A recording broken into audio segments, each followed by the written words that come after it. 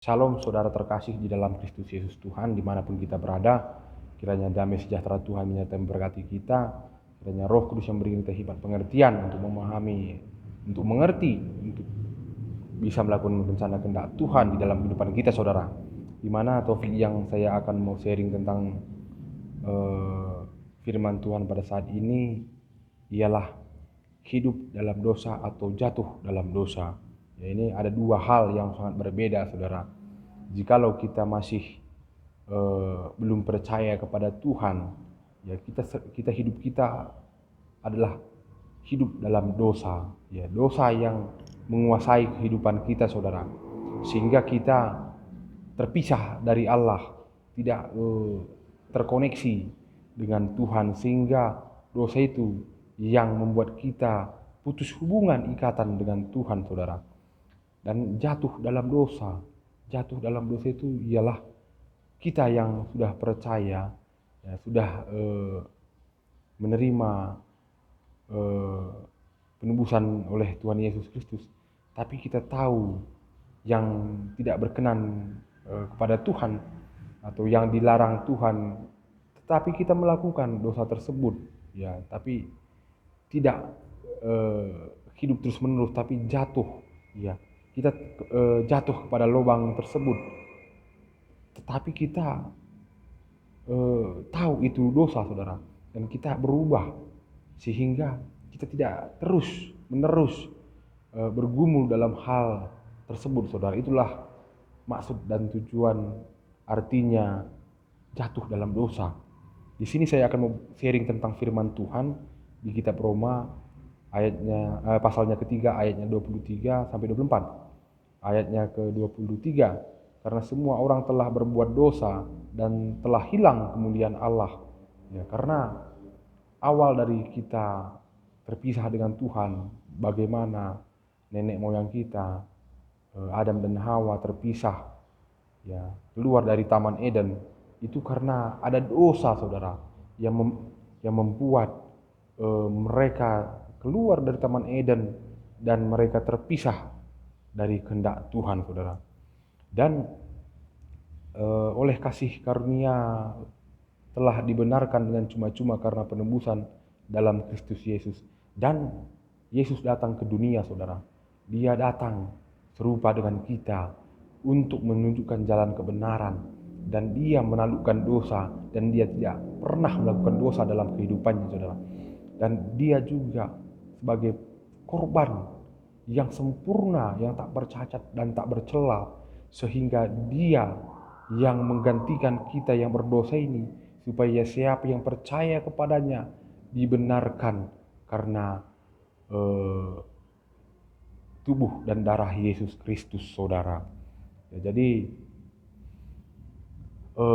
Tuhan adalah jalan satu-satunya. Yesus Kristus adalah jalan satu-satunya bagi kita untuk kembali kepada rencana Tuhan, kembali kepada rancangan awal, supaya siapa yang percaya kepada Tuhan tidak binasa, melainkan beroleh hidup yang kekal. Ya, dan di sini juga saya akan mau sharing tentang kitab Roma. Kitab Roma pasalnya yang ke-6, ayatnya yang ke-6, di mana firman Tuhan berkata, karena kita tahu bahwa manusia lama kita telah turut disalibkan supaya tubuh dosa kita telah hilang kuasanya, agar jangan kita menghambakan diri lagi kepada dosa. Di sini terdapat 3 hal yang kita bisa petik dari kitab Roma 6 ayat 6 tersebut saudara, di mana manusia lama kita sudah disalibkan dan ditinggalkan. Jadi siapa yang percaya kepada Tuhan dan dia sudah mendapat penebusan daripada Tuhan Yesus, dia percaya dan melakukan kehendak Tuhan dan hidup dalam kebenaran firman Tuhan saudara, kuasa dosa telah dikalahkan dalam nama Yesus. Jadi kita bisa diubahkan oleh kuasa dalam nama Yesus saudara. Dalam nama Yesus semua kuasa-kuasa dunia ini, ya, bertekuk lutut, atau kuasa-kuasa dosa bisa ditengkik oleh kuasa dalam nama Yesus, ya. Dan kita juga bukan hamba dosa, melainkan hamba kebenaran. Jadi kita sekarang setelah kita percaya, ya kita melakukan kehendak Tuhan, dan kita bukan lagi menjadi hamba dosa, tapi menjadi hamba kebenaran Yesus Kristus Tuhan, saudara. Ya, jadi dosa itu ada dua karakter, saudara, atau dua sifat. Ya, jadi hal tersebutlah yang membuat kita terkadang di mata manusia itu dosa, di mata Allah udah pasti dosa, saudara. Di mata manusia itu kebanyakan orang mungkin nggak tahu itu dosa, tapi di mata Allah itu dosa. Jadi sini ada dua, saya petik dari semua apa yang difirmankan Tuhan, ada dua hal, dua garis besar, dua sifat, dua karakter yang terdapat dalam dosa, saudara. Di mana dosa tersebut ialah hidup dalam dosa atau jatuh dalam dosa. Ya, hidup dalam dosa, ia melakukan dosa terus menerus. Ya, dia menikmati, dia melakukan, dia merasakan, dan dia tahu itu sudah menguasai kehidupannya, saudara. Ya, jadi dia menganggap ya itu udah lumrah, udah biasa, tidak masalah. Ya, dan ada juga namanya seperti tersebut tadi ialah di mata manusia pun itu dosa. Ya, di mata manusia pun itu dosa, saudara. Dan jatuh dalam dosa. Ya, dia jatuh dalam dosa. Dia berusaha untuk apa yang dia mau Tuhan dalam kehidupannya. Terkadang karena lemah tubuhnya, ya, terkadang situasi kehidupan kita yang membuat kita terkadang melakukan dosa itu, saudara. Dan kita secara sadar tidak merencanakan, tetapi secara spontan dan tiba-tiba kita jatuh dalam dosa, saudara. Ya, jadi di sini juga yang saya katakan tadi ada dua karakter dosa itu, sifat dosa, pembagian dari sifat-sifat dosa ini, ya, di mana dosa tersebut terkadang kita menganggap manusia ini adalah dosa, di mata Tuhan pasti dosa. Dan jika ada juga satu lagi, di mata manusia kita menganggap kadang-kadang hal itu tidak dosa, tapi di mata Allah itu dosa, saudara. Jadi ada dua karakter dosa itu ya, yang kita bisa bagikan, saudara. Dosa yang bisa dilihat atau dan dirasakan, dan dosa yang sukar dilihat dan susah dirasakan. Ya, jadi maksudnya dosa yang bisa dilihat dan dirasakan ini, jadi di saat kita melakukan dosa, orang bisa merasakannya, saudara, atau bahkan bisa melihat.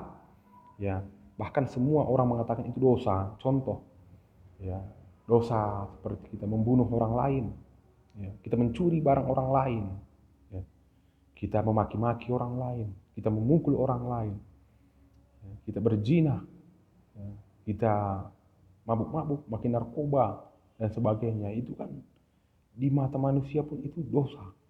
Ya, bahkan dipidanakan, dipenjarakan supaya dia bisa mendapatkan efek jera dari hal tersebut. Ya, itu yang dosa kelihatan atau dapat dirasakan. Ya, semua manusia pun mengatakan hal tersebut adalah dosa. Ya. Ada juga dosa yang sukar dilihat dan sukar dirasakan. Terkadang orang lain tak tahu kita melakukan dosa, saudara. Ya, cuman kita sama Tuhan yang tahu. Jadi sifat-sifat tersebut sangat lebih rumit kita rasakan, kita lihat, dan kita mengatakan itu dosa. Ya, dosa tersebut ialah seperti mata berzina. Ya.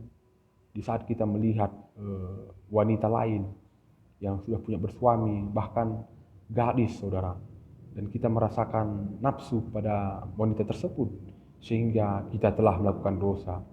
Ya, siapa yang tahu kita dalam hati dan pikiran kita merasakan nafsu kepada wanita tersebut? Ya, cuman kita sama Tuhan. Ya, jadi orang lain nggak merasakan, nggak tahu. Ya, kita terkadang memandang wanita tersebut, kita sudah berdosa, kita menikmati auratnya, tapi orang lain tidak melihat. Ya, yang tahu cuma kita sama Tuhan. Itu yang dosa yang sukar dilihat atau sukar dirasakan. Contoh, ya, kita tidak melakukan kehendak Tuhan. Ya, kita berbuat baik saja seperti standar dunia, tapi kita tidak melakukan kehendak Tuhan. Ya, itu pun sudah berdosa, saudara. Ya, kita tahu Ada orang contohnya berbuat salah, ya, teman kita berbuat salah, kita biarkan, ya, itu kita berdosa, ya, karena kita harus menjadi terang, ya, harus memberitakan kebenaran firman Tuhan kepada orang lain supaya orang lain pun merasakan kehendak Tuhan dalam hidupnya, saudara. Begitu juga dengan hal-hal lain, banyak dosa-dosa yang sukar dilihat atau sukar dirasakan. Contohnya kita merancang kejahatan. Terkadang itu nggak jadi, tapi kita merancang kejahatan itu adalah dosa, saudara. Di mana dosa tersebut juga mempengaruhi kita, dan kita merasakan itu dosa. Ya, kita dendam sama orang lain, kita benci sama orang lain, kita iri sama orang lain. Ya, kita berpesta fora, itu pun dosa, saudara. Ya, sehingga yang tahu dosa itu cuma kita sama Tuhan. Di firman Tuhan Galatia 5 ayatnya ke-19 sampai 22 juga mengatakan hal tersebut, keinginan daging. Ya, keinginan daging itulah dosa, saudara. Ya, kenapa? Hal sepele saja yang dialami oleh Adam dan Hawa, di mana dia memakan buah terlarang.